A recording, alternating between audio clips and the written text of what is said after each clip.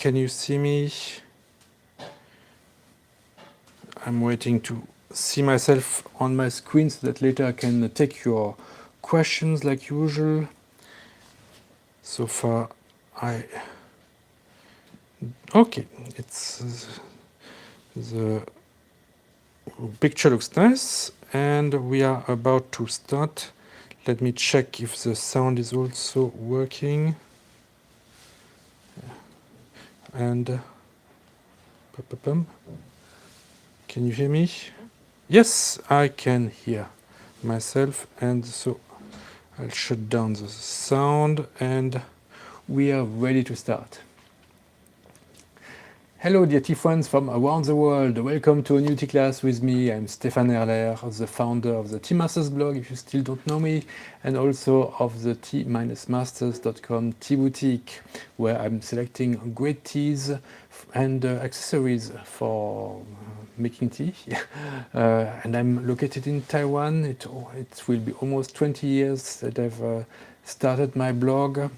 And this week is something quite exciting. We have a new selection of Wenshan Baozhong, and so since today is also the day we do our tea class about Yixing teapots, I thought let's combine these two subjects together and do something that we have to do very often. Choose a teapot for a certain type of tea. In this case, for this new Wenshan Baozhong that came this week. So I've already selected some teapots here in front of me. Two I've already used in my German and in my French class already, with very good results. I'm going to tell you all about it. So the class is made to not just to understand more about a teapot and also to understand about the tea, but what is the most important is to be able to combine these two knowledges together so that we select the right teapot with the tea that we are going to brew.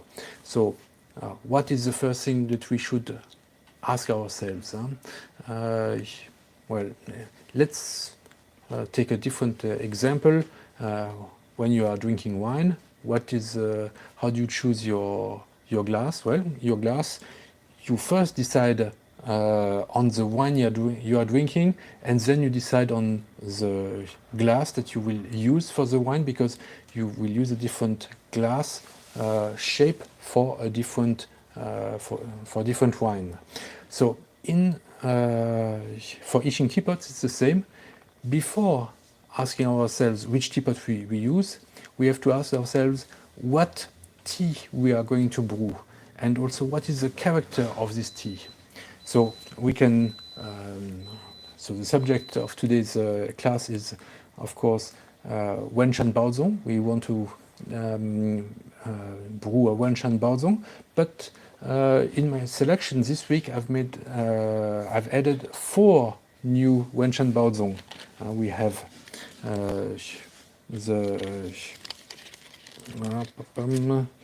where we have it. Okay, 4 Wenshan Baozhong that are a bit different.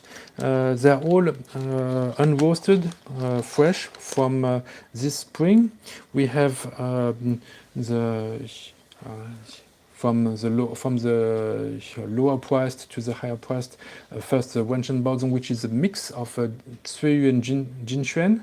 It was harvested on April 10. If you go on the website, you will see that this one has the most intense, the most concentrated brew color of the 4 of them. So this is a tea that is really very powerful. And therefore it is actually a very good value in this for its price. But the drawback, of course, it cannot be perfect. Otherwise, everybody would only get this tea. With this power, it also is a little bit too strong, and it needs to be a little bit refined. So actually, this is a tea that is very suitable for using a teapot that is going to make it a little bit more round, that is going to make it a little bit sweeter, rounder, and brush off some of the edges of this tea. Then we have the Lily Flower Baozhong. This one is based on Jinshuan. It was harvested on April 10th. And it's a tea that is the lightest of, and the lightest also oxidation of the four that I've selected. So here I would say we would need teapot that is really very that is very hard, that has not too much porosity, so that it really reflects all the finer scents of this tea. We have the subtropical forest. This one is based on Tsuyu cultivar. It was harvested on March 28th. And very fine, what we expect of, for me, a more traditional Wenshan Baozhong with these forest smells, because we are not high mountain altitude in the Wenshan hills. It's more forest, and in north of Taiwan it receives more rain than in the center and a bit less sunshine. It's also a great place for rivers. It's also the rivers act as a water reservoir for the south of Taipei, and that's why no industry is allowed in this area in order to keep the water quality as fine, as clean as possible. So this is for me the most representative of the subtropical smell of Wenshan Baozhong. And for the last but not for least, we have Baozhong Excellence. This one is made with Yixing oolong, the same cultivar, the same best cultivar that we also use in high mountains or for Dongding oolong, for its long aftertaste. The leaves are smaller, that's why the yield is a bit lower, and it's more concentrated in aroma, and this one is really very fine. This one is the last one that was picked on April 19th, because it's also a more slow-growing type of tea that takes a bit longer to mature, and this is also why it brings such good finesse and refinement to Baozhong. So this these are the tea really in particular. We really want to know in exactly what type of tea we want to brew and understand its characteristics. How do you really get to understand your tea if you don't have a tea master, or if you get a tea that you don't have a very detailed description? Well, first, before starting with the teapot, use a gaiwan. This will be the best way to get a neutral brewing of the tea and really understand its strengths and weaknesses, its aromas and its character. And also, this will be a base of what you can achieve with porcelain. And the idea of using now and choosing the right Yixing teapot is to get even a better taste than with porcelain. And so, how do we do? Let's also have a look at the leaves. For instance, let's take the leaves from the Lily Flower Baozhong. That's the one I want to make tonight. I'm in the mood for something light. It's already past 10 p.m. in Taiwan. It's a bit hot today, and I feel this would be a nice way to end the day. So what do we see? The leaves are long, a bit striped. They're not straight like needles, but they are curvy, a bit like a snake moving in the grass. And the snake is also the shape of the Chinese dragon.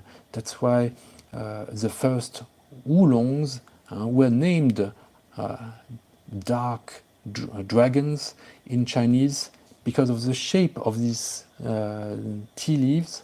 And this, so Baozhong has a very similar shape as the Hui Yansha, which is the very first type of oolong that was created in Fujian, so just across Taiwan.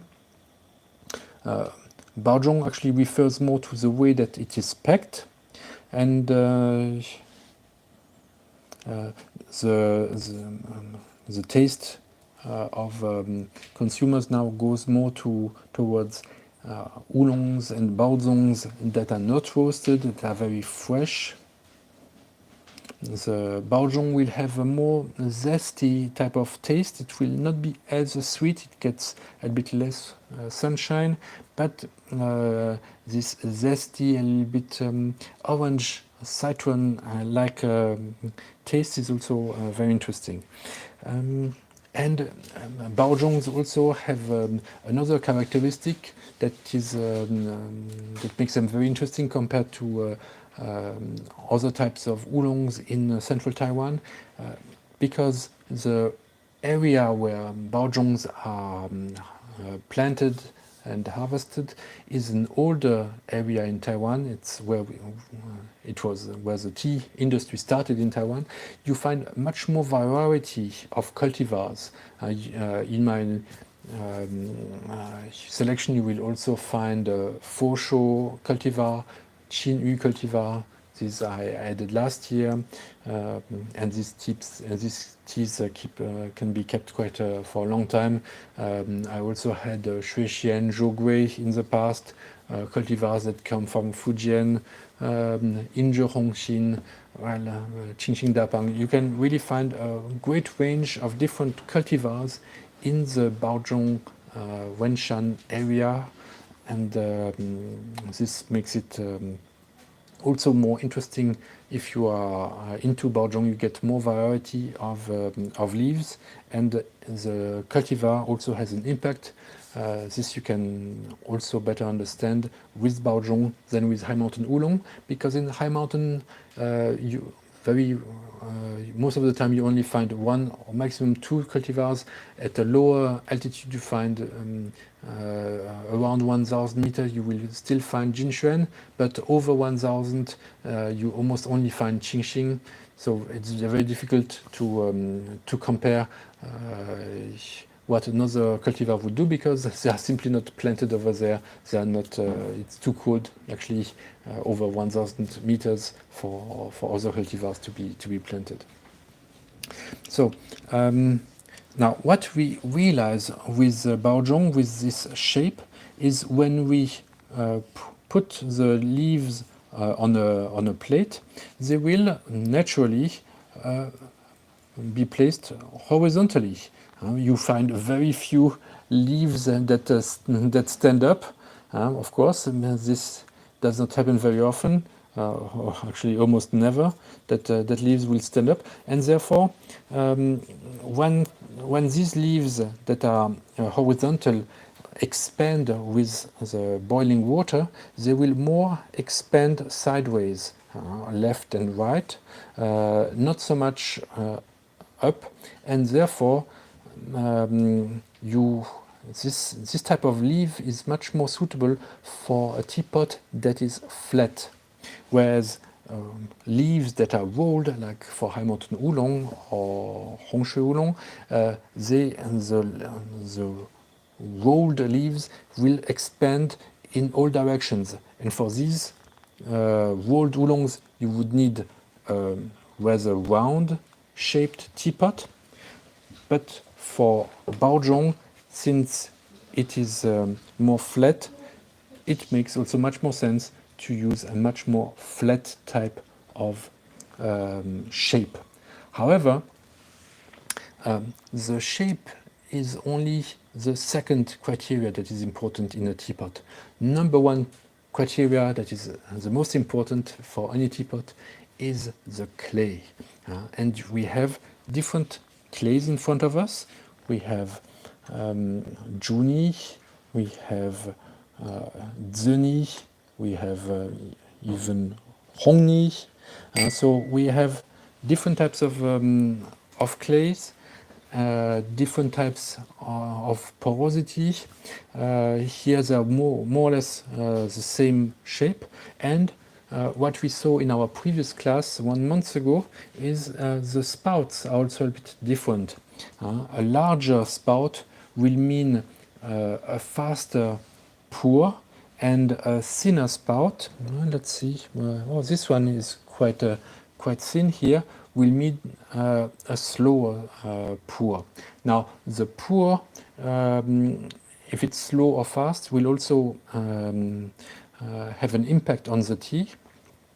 Fast pours are more suitable for very fragrant type of teas, so and teas that should not be brewed for too long, like maybe the Baozhong mix that I presented in the beginning, whereas a tea like the Excellence, this one, because it's of a high quality, it can be brewed longer in order to get even the aftertaste out of it. So here for that type of tea, I would use a smaller spout. And this is actually the one I used for the Excellence this afternoon in my French class.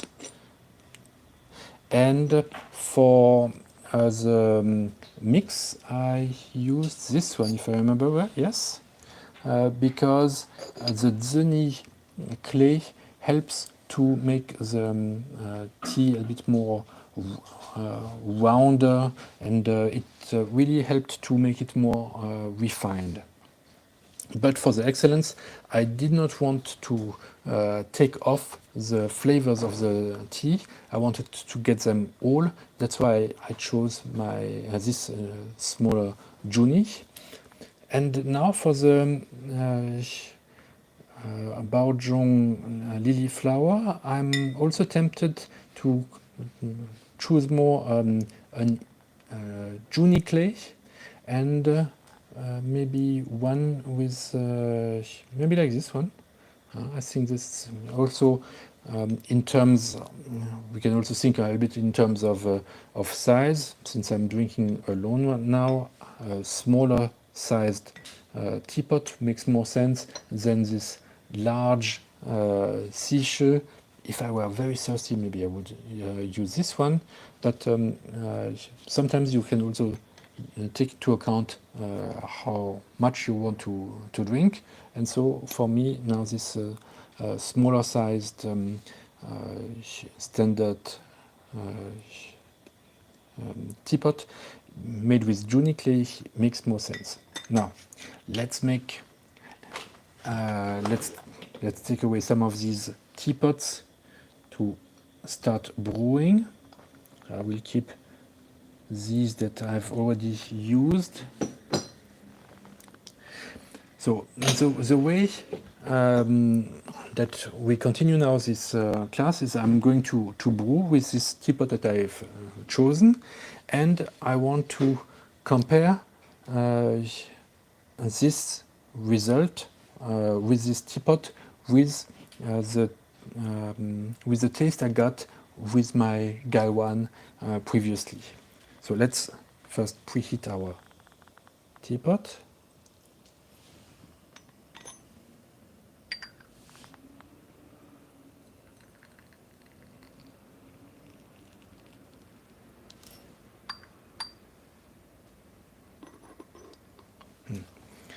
Because choosing the right teapot, there's the theory, but at the end there must also be a verification with an experiment. So sometimes you get the theory correct, the teapot looks like it should be a good fit for this particular tea, but then you still have to make sure it really is by testing it. So this is what we are doing now. And the idea is that it should taste better with a teapot than with a gaiwan. Especially if you use the same brewing technique. If it's the same person who brews, in theory uses the same brewing technique, the same water, etc. So all the parameters are the same. The only thing that changes is instead of a gaiwan, you're using a teapot. And since most of the time Yixing teapots are more expensive than a gaiwan, you are right to expect a better service from the teapot than from the gaiwan. But maybe it won't turn out this way. It does not necessarily mean that the teapot is bad, just that it's not suitable for the particular tea that you had in mind, and you have to search for another type of tea that maybe works better with your teapot. Okay.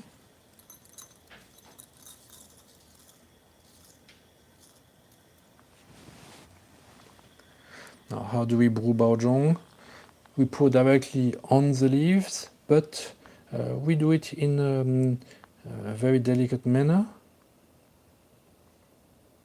Stop talking.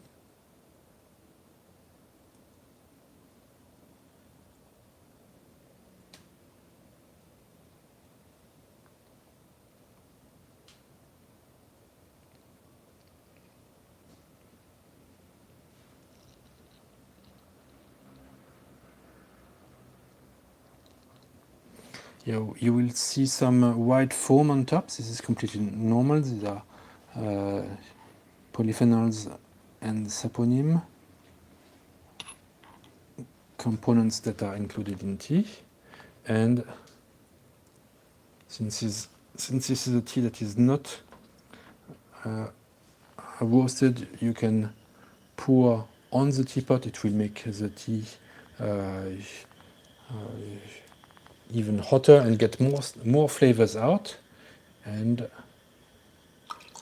since this is a type of tea that is not rolled, the leaves will start to release their flavors much faster than with high mountain oolong, and therefore we don't have to wait such a long time.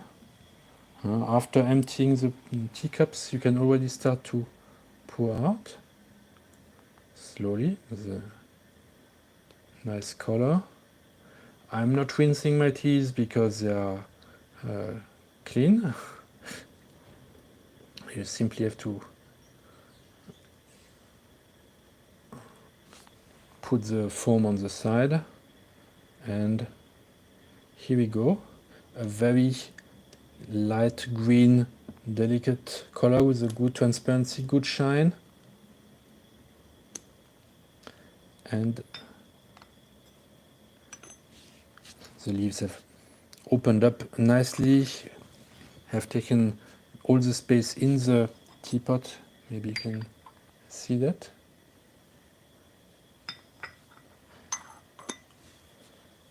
And we can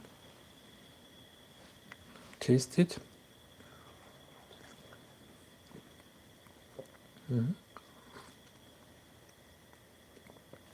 Now you try to compare the flavors you are getting with your teapot to the flavors you had with gaiwan. And fortunately, if you have done a good choice, your brew should be better in the teapot than the gaiwan.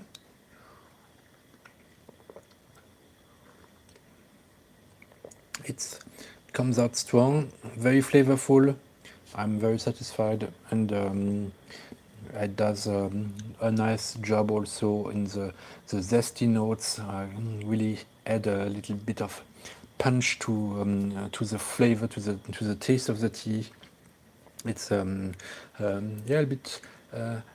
You could say a slightly acidic note, but I prefer to say a more zesty note. So instead of having the sweetness that really makes it very mellow, here it adds more a joyful taste that is what people like about Wenshan Baozhong. It's very delicate because it's the lily flower, so it's the lightest aromas, the lightest scents, very flowery and fresh. This is really the first harvest from the spring, early spring. This year was a good, better weather conditions as last year. Of course, the farmers made sure that they harvested it not on a rainy day, but on a sunny day. It really got the good purity. And yeah, it's well done. So remember, for a teapot, first you choose the tea and then the teapot. I see some people may take it backwards. They decide, oh, this teapot, when they buy it, I will only brew a certain type of tea, so I will make this teapot. I use this teapot only for Baozhong or for High Mountain Oolong or for Pu'er. And in theory, this is correct. You should dedicate a teapot for a certain type of aromas, always the same. However, teapots have their personality. It's better to first also understand that the tea and the teapot match together, and then use this teapot for that particular tea, and not decide it without testing. So here now we've tested it, and it's confirmed this type of tea goes well with this teapot. But don't do the other way around and say, oh, this one I will only use for a particular tea. Actually, maybe it is not suited for the tea that you had in mind, but it's better for another tea. So first, of course, use the theory to find out what is the right tea, what should be the right tea for your teapot. This still helps to eliminate a lot of things, like a very heavily roasted, freshly roasted tea would not fit well in this type of teapot. So because Juni does not refine the roast as well as a zeni, for instance. But don't still try to get the confirmation by experimentation, and only then dedicate your teapot to a certain type of tea. It's like kids. You never know which kid is going to be interested in music or in math or in literature. You first let them experiment with you give them the opportunity to try everything and see which one has the most interest in a particular subject, and then push the kid in that direction. But don't force him to do math when he's good at literature, and don't push him to do to take violin lessons when what he wants is to take swimming lessons and perform as an athlete. So it's a bit the same with teapots. In theory, some teapots are really better for a certain type of tea. So you heard how I try to think about which teapot is suitable for Wenshan Baozhong. We can do the same thinking with other tea in the future. And then, final step, you have to get to make the experiment that it works. And today it works.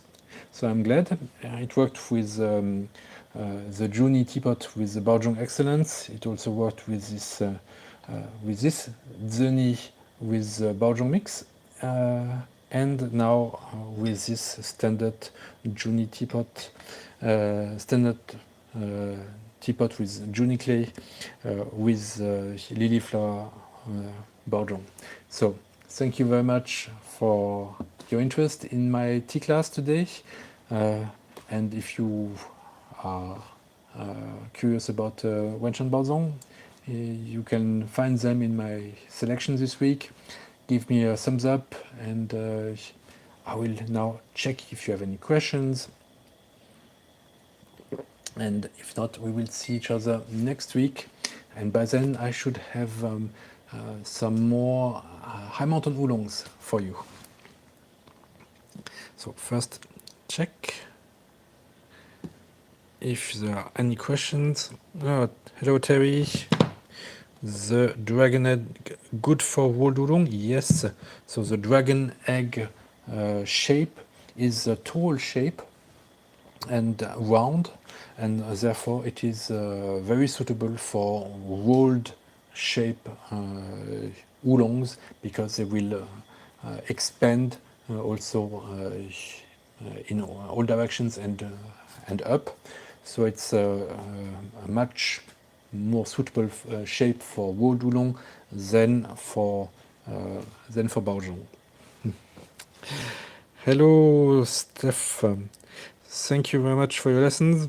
Welcome. I'm glad you enjoyed it and that you maybe learned a little bit something.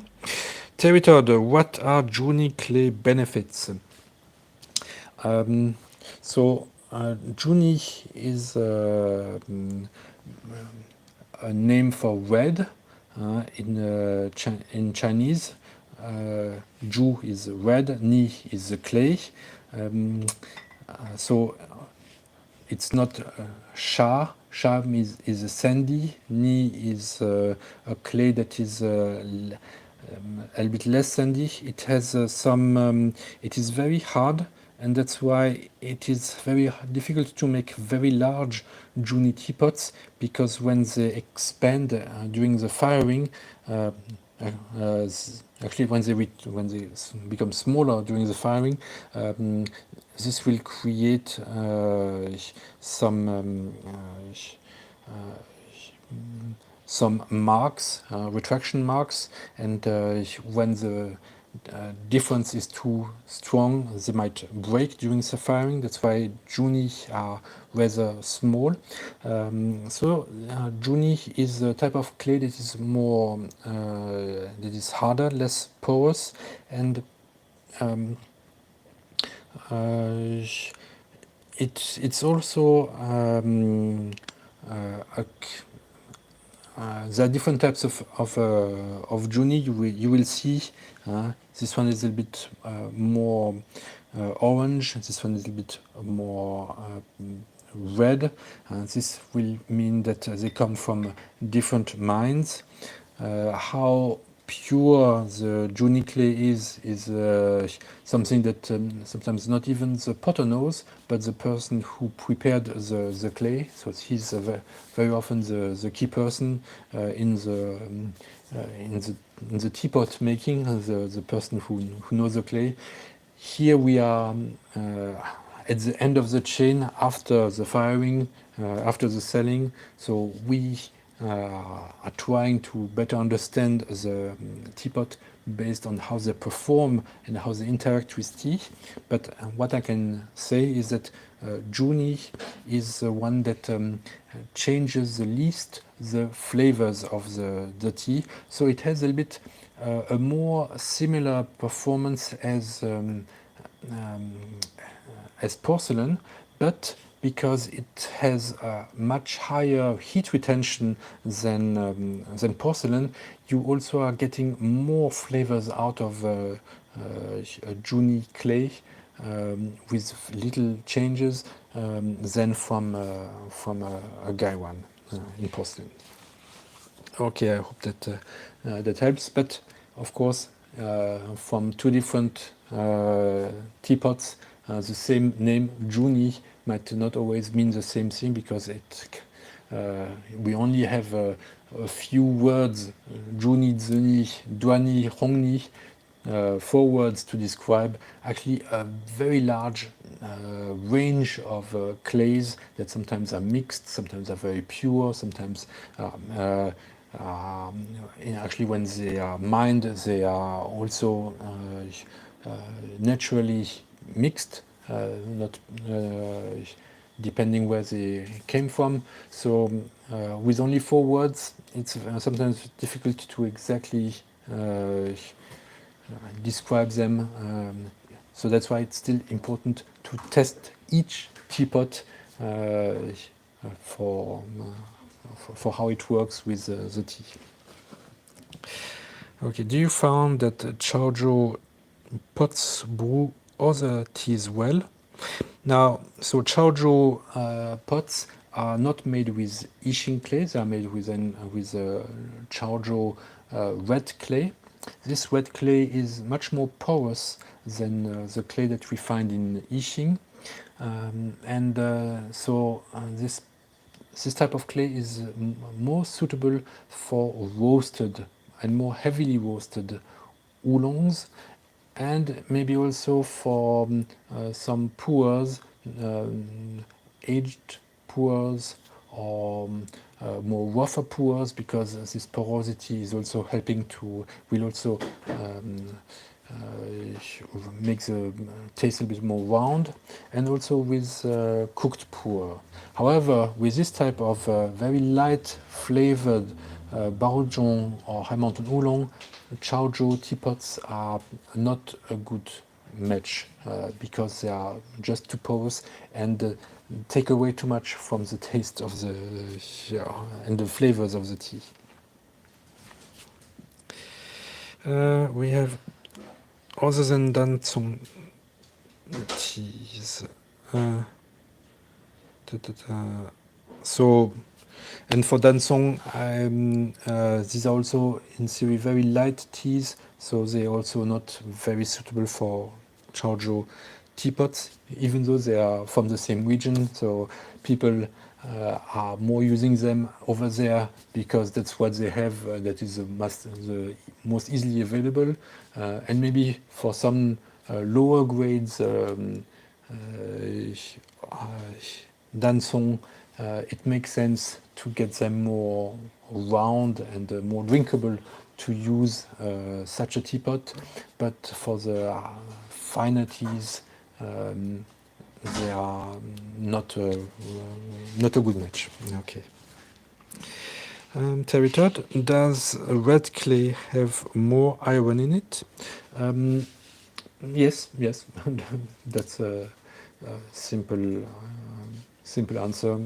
Yes, more iron, and this is also what makes the clay such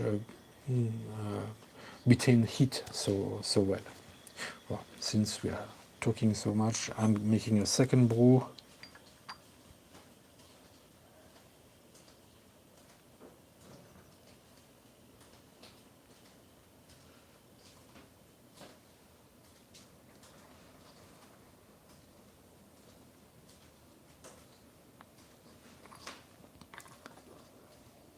And again, I'm preheating it.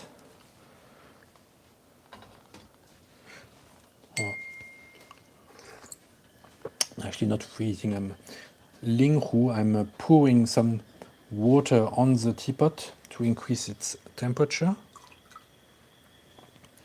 And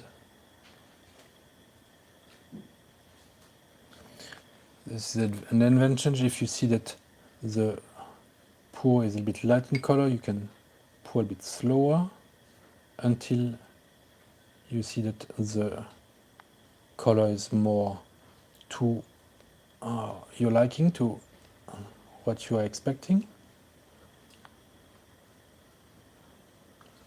Okay, I see we have more questions.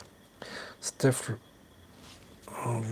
asks, I was wondering if Rongni sits between Juni and Zuni in terms of rounding of bitterness and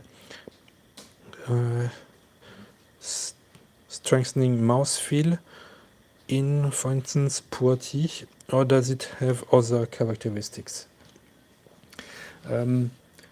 For me, actually, it's